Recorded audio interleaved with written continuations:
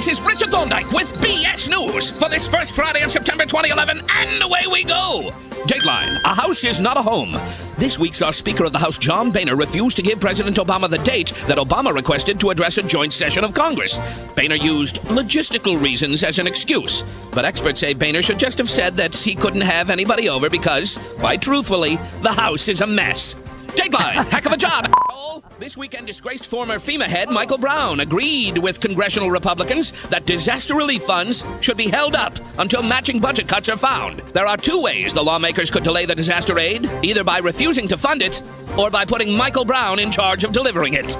Dateline, swamp gas. Michele Bachmann this week came out in favor of drilling for oil and gas in the Everglades. In addition to endangering the fresh water supply for 6 million people, a move like that could also endanger several species of cold-blooded reptiles, which proves that Michele Bachmann isn't afraid of alienating at least part of her base. Finally, Dateline, more from the nation's Wang. The Everglades may be the only place Floridians are allowed to drill. Seems conservative Florida lawmakers are refusing to repeal an old law from the 19th century that makes it a crime for unmarried couples to live together. The law says it's a crime to cohabitate, which, thanks to funding cuts in education, most Floridians think of as a type of fish.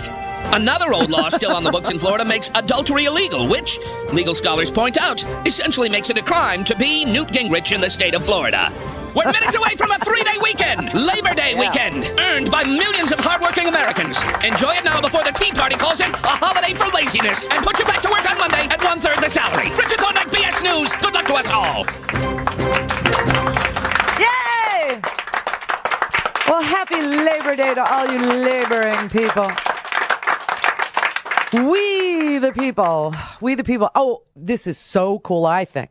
The White House has put up a website called We the People. Now, you might not care, that the White House, you may not even go to whitehouse.gov. And if you don't, then you're probably one of the people that keeps repeating, where's Obama's jobs plan? It's on whitehouse.gov. Just thought I'd answer your question real quickly. And like I said, it doesn't take very long to tell the truth. So there it is. Anyway, he's just put up this new thing called We the People. It is your voice in our government. And what is it? This is real cool, since what we like to do is sign petitions. It's what we do in the internet's age. Step number one, it's a 3-step thing. Step number one, you can create or sign a petition.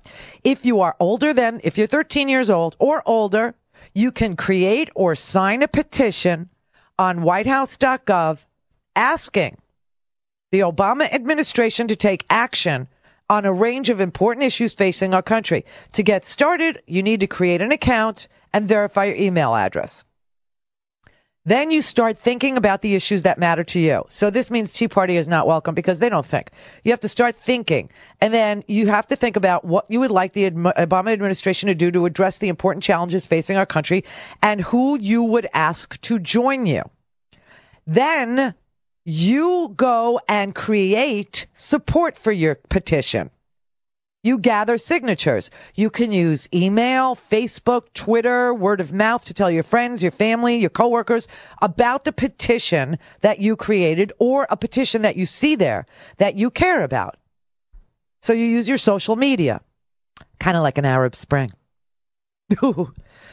Step number 3, and every Republican in the audience just went, exactly, it's subversive. Yes, participating in your government is subversive.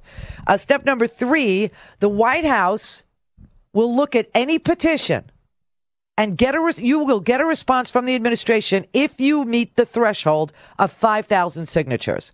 If the petition makes a 5,000 signature threshold, it will be reviewed by the administration and an official response will be issued.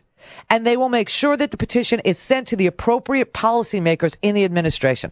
This is exactly what the president said he was going to do. He said he was going to take it to the people. And that's what he is giving you the awesome ability to do right at whitehouse.gov. Now, I believe that's a really good place to do it because most people never go there. And they have no idea, no earthly idea about all the stuff that the president has already accomplished.